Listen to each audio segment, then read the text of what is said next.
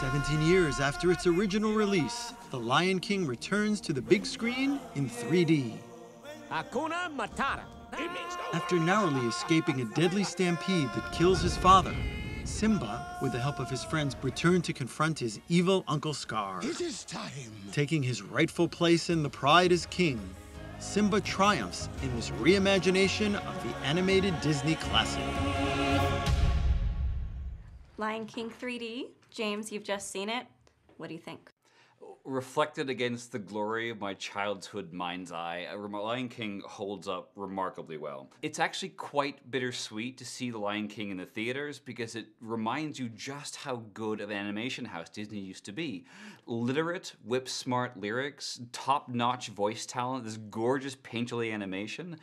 It's quite a treat to be able to see it, in this large format. If I can say one thing about the story, if the first two acts are somewhat Hamlet in their complexity, then the third act, that's Hamlet 2, with Steve Coogan. Because it rushes too clumsily and haphazardly towards the climax, movie falls off the cliff and it's done.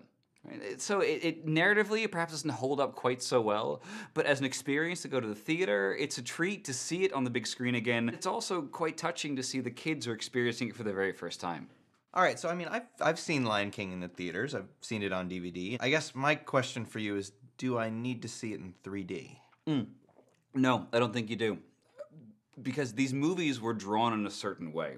They were drawn with a very specific foreground, a very specific background, and the characters occupy this middle range in between. So it's quite strange to see this strip of grass right in your face in the foreground, strip of grass all the way in the background, and this character moving in the middle. And then when those characters do move, they turn their head towards the camera, they have this herky-jerky sort of Ray Harryhausen claymation quality to it that I don't think really works. The opening, when the storks are flying across the sky and the ants are with their leaves and the rack folk and the whole thing, that's beautiful. But the rest, it doesn't really need to be in 3D. And I hate to say it, but it feels a little bit like they're trying to wring that last little drop of golden milk from the fatted cash cow.